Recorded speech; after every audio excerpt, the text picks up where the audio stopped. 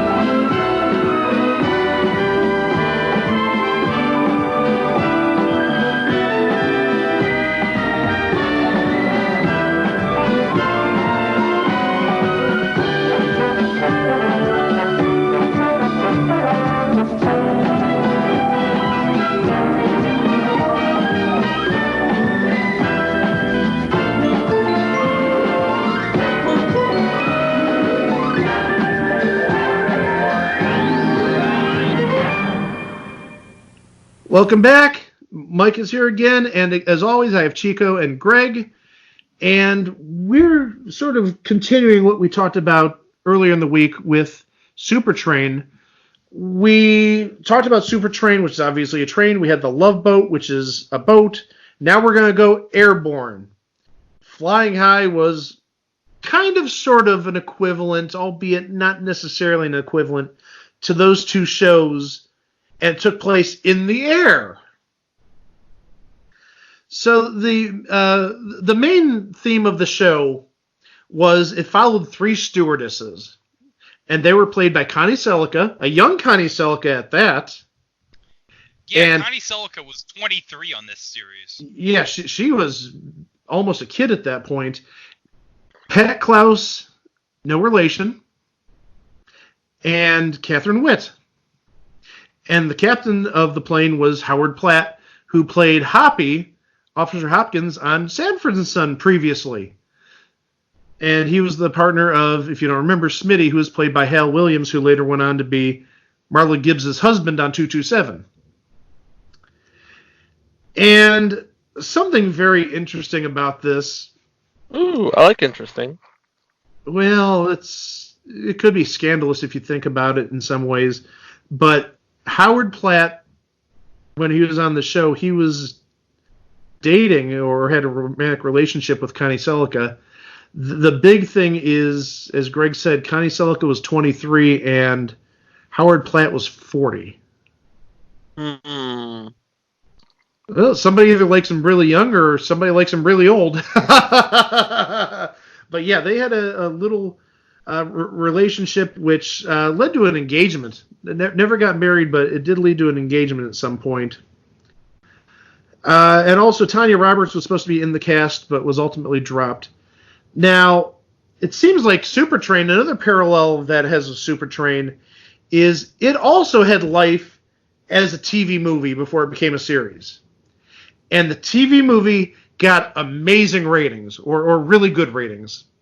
So CBS decided, you know what, we're going to turn this into a TV show, and I'm guessing that CBS, just like NBC more or less, was capitalizing on the Love Boat trend. Oh, here's a funny sort of super transportation, or transportation. Let's make a series of it.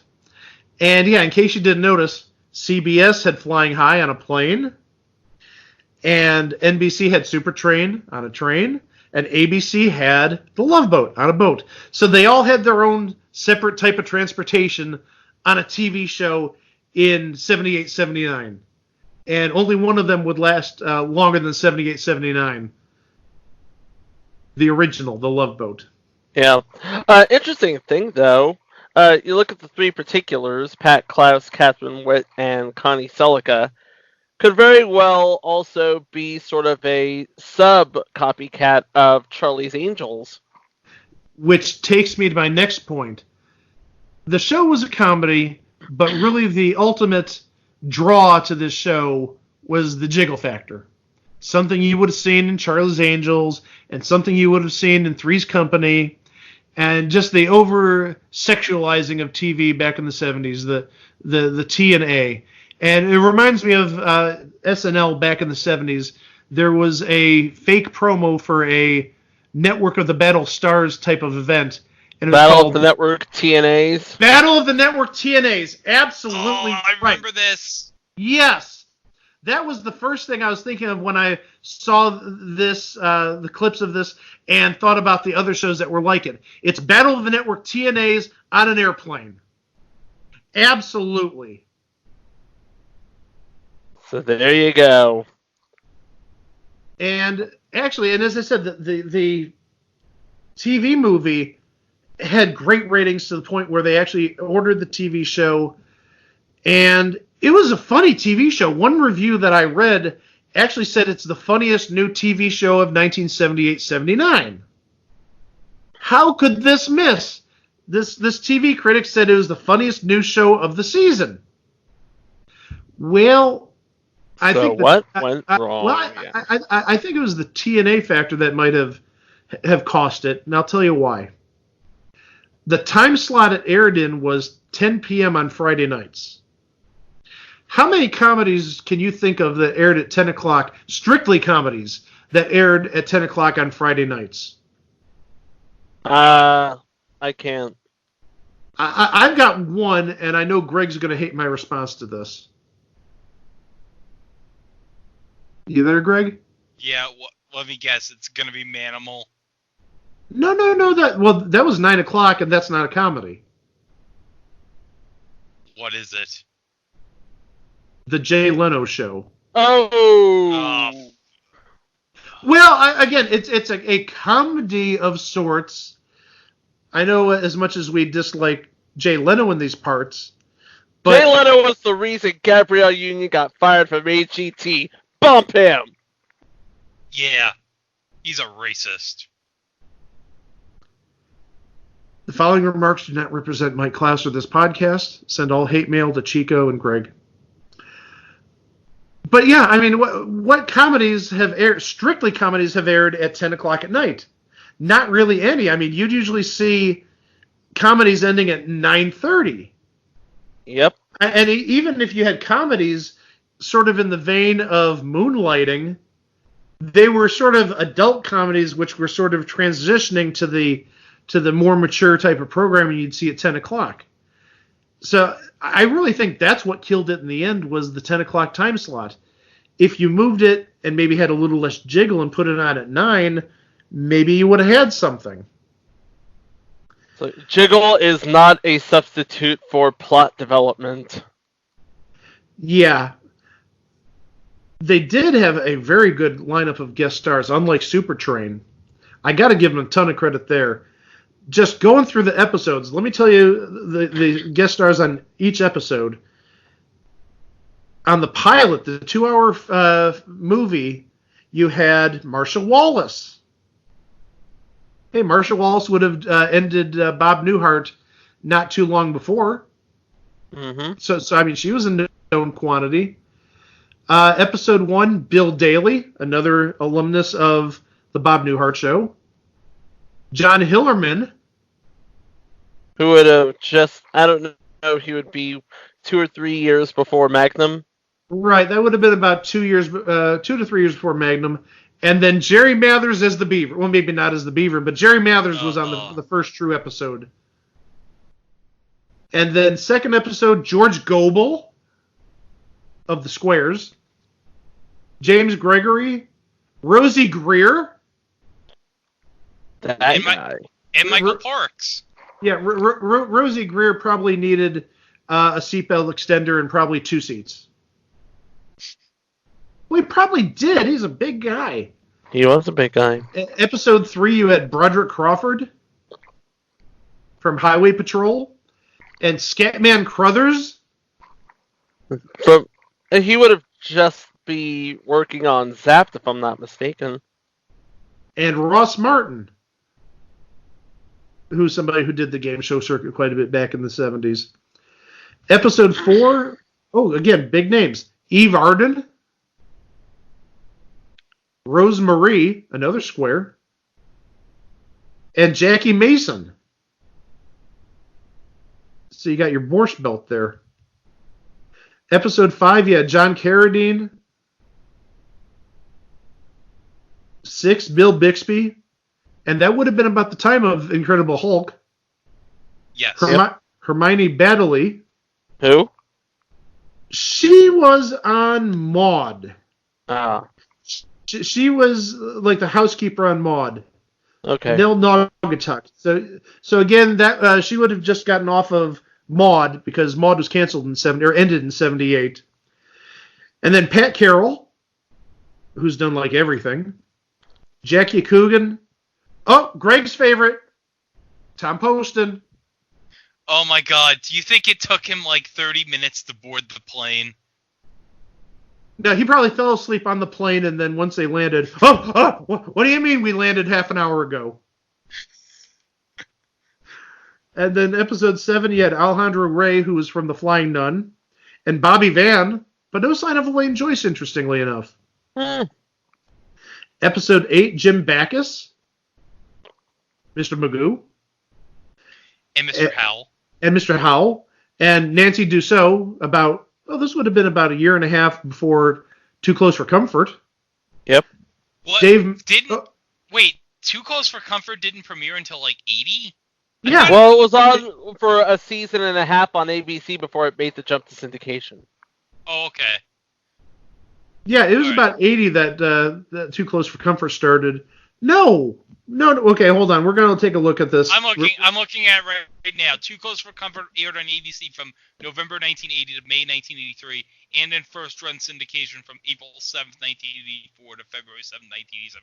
Okay, so that explains the special week with Too Close for Comfort on Match Game Out with Squares.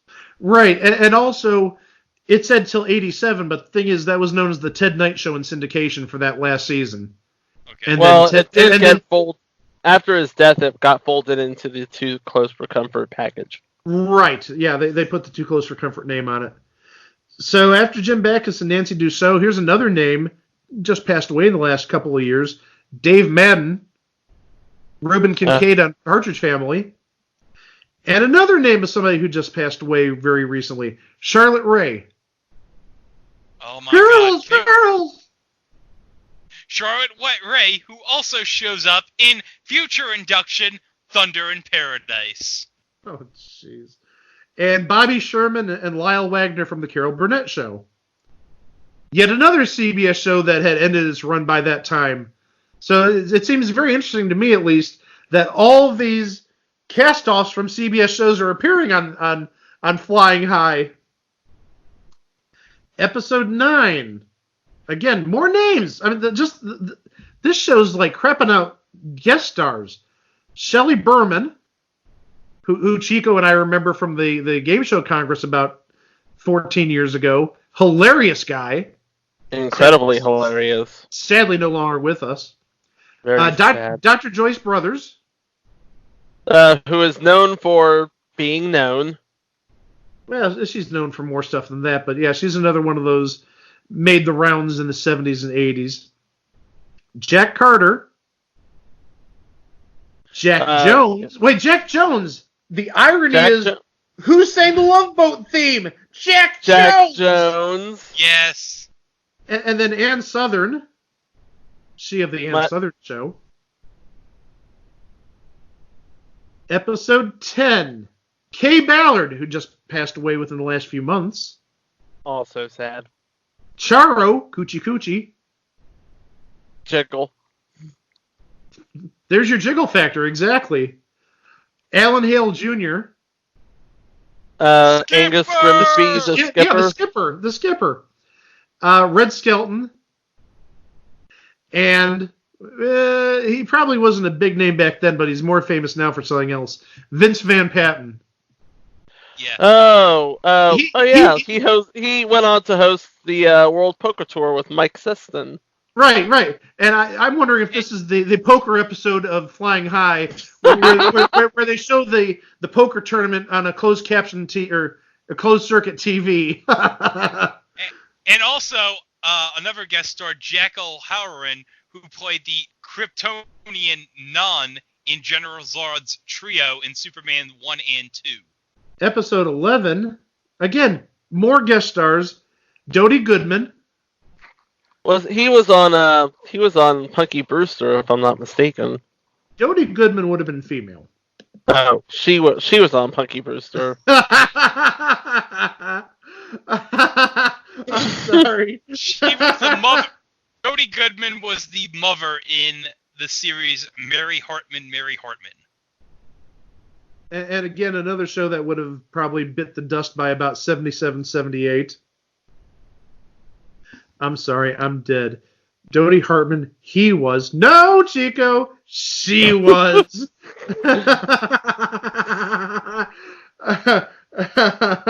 Yeah, This show. Yeah, that died in syndication in May of 77. Mary Hartman. And then, okay, here we go. Again, amazing. Bernie Capel, he got off the boat and got on the plane. And then would later go on a train. So he did all three types of transportation in 78, 79. Oh my gosh, mind blown. And again, keeping up with the alumni of Gilligan's Island, Natalie Schaefer. Lovey Thornton. Lovey, yes. Lovey. Episode 12. Oh, Robert Goulet. Everybody knows Robert Goulet. And the other name that is recognizable to me is Arnold Stang. Yeah, because he was the co-star with Arnold Schwarzenegger in his first movie. That wasn't even where I was going with that, but I thank you for playing. Now, Arnold Stang, see, the way I remember Arnold Stang, he was the voice of Top Cat on the TV show Top Cat. Stop laughing. I can hear you and I have feelings. Really, there's nobody of consequence in episode 13, any big guest stars. 14, you had Hoyt Axton. He's known for playing... Yeah, Hoyt Axton, best known for playing Billy's dad in Gremlins. Uh-huh. And you had Bill Dana. Ooh, I know who he is. He made the round. He's another one who makes the rounds all over the place. But yeah, Bill Dana is actually quite known for. This is how known he is. I know he plays somebody. I just don't know who it is. I know it's a character. I just don't know who it is. Bill Dana is known for playing Jose Jimenez on the Ed Sullivan Show. As I say, he played Jose Jimenez, but also he had his own self-named TV show, self-titled. So, yeah, he was definitely a known quantity. Dick Gautier. Dick Gautier was on this episode. Dick Gautier, who played Jaime on Get Smart. And he also played Robin Hood in future installment, When Things Were Rotten. Yes. And Arthur Godfrey was also on this episode. So you had four that son of a bitch. Yeah, so I mean you had like four legitimate guest stars there. And then episode 15, there's John Hillerman again.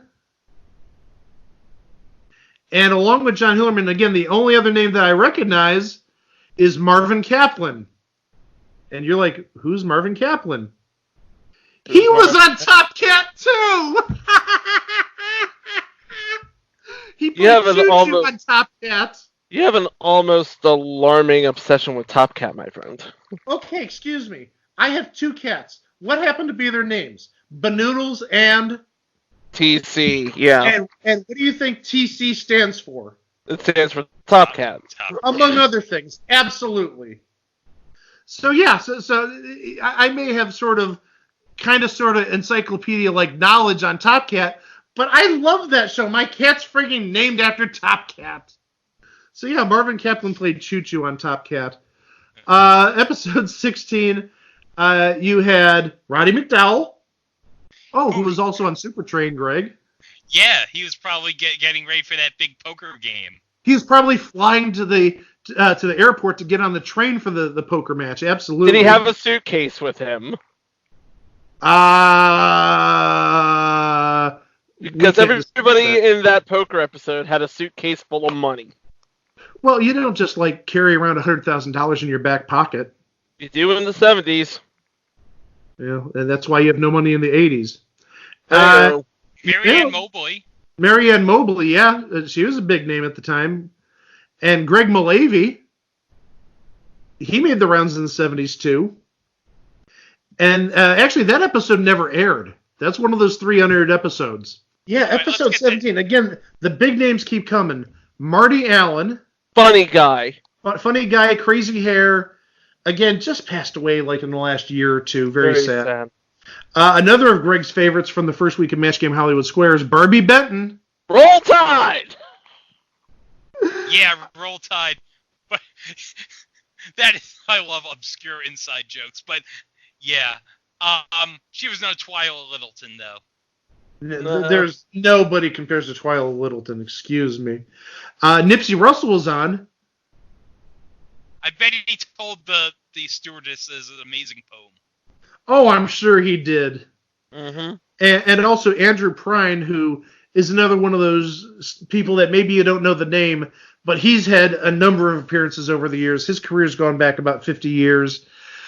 He's on one of the episodes of The Game, the one that GSN showed about 20 years ago. Not that it makes a difference if you could name him from that.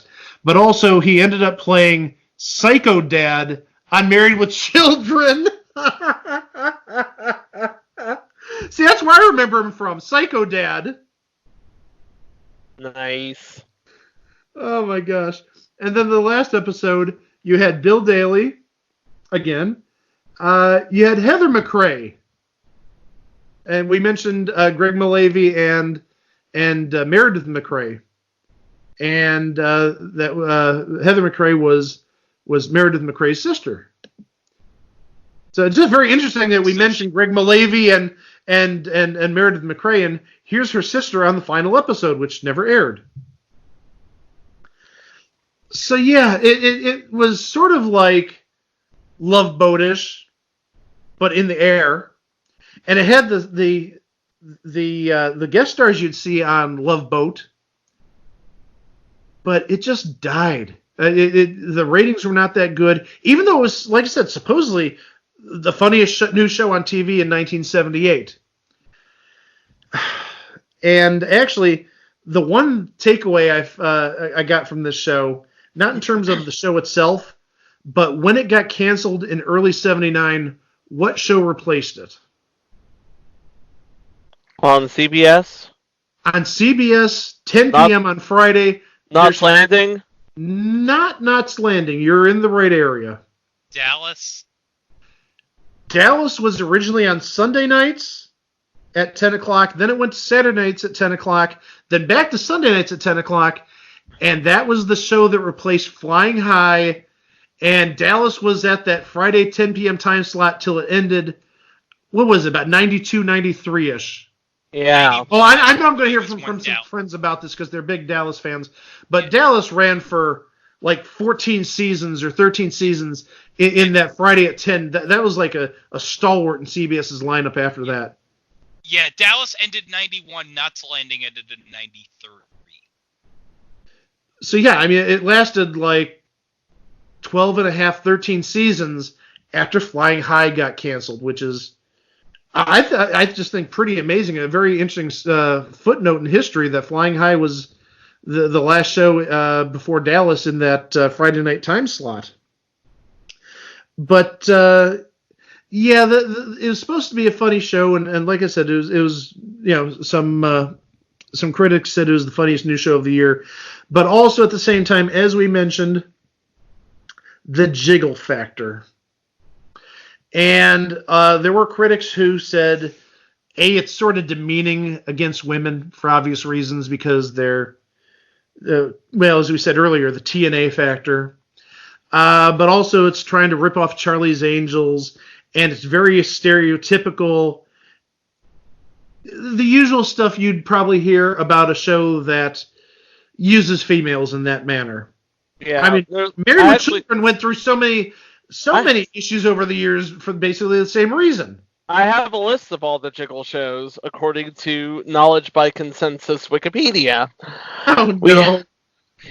Yes, we have the Battle of the Network Stars, Of course. Baywatch, Charlie's Angels, The Dukes of Hazzard, Fantasy Island, Hee Haw, I Dream of Jeannie, The Love Boat, Married with Children, perhaps future installments on this podcast, Sugar Time. I have no idea what that is either. Three's Company, 2.5 Men, definite future installments on this show, We Got It Made, WKRP in Cincinnati, Wonder Woman, and Xena Warrior Princess. And those are just the most notable ones. I'm sort of, and maybe I haven't seen enough of these shows to merit them being on this list, but when I think of Fantasy Island, I really don't think of the Jiggle factor. No, well, they probably got on the list because Barbie Benton was on more than a couple of episodes. Yeah, that'll do it. And, well, Dukes of Hazzard, well, yeah, I mean, Daisy Duke, but beyond that, there really wasn't much of a Jiggle factor unless Boss Hogg was doing something, but I'm not going to get into that. Oh! Well, I'm just being honest. And yeah, Wonder Woman definitely fits in that. WKRP, I mean, there's one reason WKRP would be on the list. Surprise, surprise. Lonnie Anderson, obviously. Obviously. But I mean, the rest of them make sense. Sugar Time, just very briefly. 11 episodes plus 2 unaired episodes. ABC 1977 to 78. I'm adding it to the list right now. And, wait. What did we say, or who did we say was the big factor in Fantasy Island being on the list? Barbie Benton. She was on Sugar Time. Oh, yeah, that's definitely going on the list right now. And actually, Sugar Time was produced by James Comack, who would have been behind Welcome Back, Kotter. Mm-hmm. Welcome back indeed. Oh gosh, I'm a Sugar Time with an exclamation point. So that's that was that's the title. I get that. Yeah. So yeah, is there a let's just say a lot of the people on this show. Well, actually, 2 of the people on this show that wouldn't be the end of their career for doing Flying High, because you have Connie Selleca, who would also be on future installments beyond Westworld, and of course, she would end up being on The Greatest American Hero. Pat Klous took and Hotel, that's right. Pat Klous was the Lauren Tweez of the final season of The Love Boat. Coincidentally, The Love Boat. Yeah, she went from the plane to the boat. Yeah, whereas Roddy McDowell went from the train to the plane. And of course, Bernie Coppell took all 3. because he can. He's a world traveler, that's why. As for Edward Platt, well, he's living off of those hoppy residuals from Sanford and Son. And Catherine Witt, who the hell knows what happened to her? And actually, I'm going to add about Howard Platt really quickly. It must have been about 3 years ago or so, 3 or 4 years ago, there was a car company, like one of those customizable dealerships, sort of like Count's Cars in Las Vegas for counting cars and Pawn Stars. They do customizations like that. They actually bought the original Sanford and Son truck. And they actually had a couple Sanford and Son, not necessarily stars, but actors come for like the big reveal of the truck. One of them was the person who played Rollo, who has since passed away. But they also had Hoppy there. They had Howard Platt, and I forget who the other person was. It wasn't Damon Wilson. But yeah, they had 3 people from Sanford Son there, and if I knew about this, I could have gone to see Hoppy / the pilot of Flying High back 3-4 years ago. Oh. Well, you win some, you lose some. Thank you. So yeah, I mean, there's not much of Flying High, but you can sort of see that they're going the same route as Supertrain and The Love Boat, albeit more in a sitcom comedy type of sense. And yeah, it's easy to say that. Chico, take it from me. Yeah, Flying High, sexy stewardess and a horny pilot. It may be incredibly tasteless now, but back in 1978 and 1979, it was a thing on TV. And it was on Friday nights before Dallas, so that's memorable in and of itself. All right, well, I think we're going to put the bow on this one. Next week, and I'm not going to tell you what's happening next week, but A, it's going to have to do with the holidays which are coming up, the first episode at least. And B, I think this came about because Greg actually saw an ad for Flying High during what we're going to cover next week. Is that correct? Yes, and also this episode is very timely because of a certain event in pop culture that is happening next week. So this, along with Christmas, and along with the theme of this particular subject... No! Chico knows. Not Chico, that! Anything but that! Yes, you can. If you're smart enough to figure out what's coming this coming week, you'll know what the next subject is. Here's a hint. It's not on Disney Plus. That's a hint. I'll give you that. And then the second episode next week. Oh my gosh. Greg, I think, has been anticipating this episode for about 2.5 months. Oh God, yes. Oh, this is going to be. We may have more fun than you, the listener, but oh my gosh, I can vouch for myself and Greg, and I'm sure Chico too. Yes. We have seen too many episodes of this show since about October, and I think each of us has scrupulously criticized every episode of this show. This is going to be the new Christmas tradition. At least for this year. But oh my gosh, the second episode next week. You may want to charge up your phone because we may be going really long in this one. We may kill your battery on your phone or your iPad because the second episode next week, which I think what we're going to do, we're going to release on a Christmas Day. That's our Christmas present to you folks. Christmas Day, we're going to release this episode, and you can listen to it on your new phones and your new iPads and new tablets and new speakers. We will christen those products for you.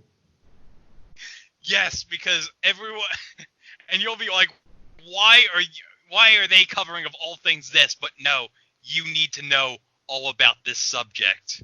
Yes, this is a show that needs to be covered. Yes, it needs to be covered.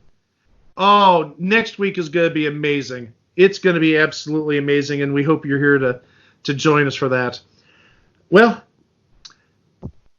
don't forget you can find us everywhere on itwasathingontv.com. That'll link you to all the social media. That'll link you to our email. That'll link you to past episodes. And please, like us on social media, as Chico would say. And tell your friends. No, well, not just that. Like and subscribe. Subscribe. But also tell your friends.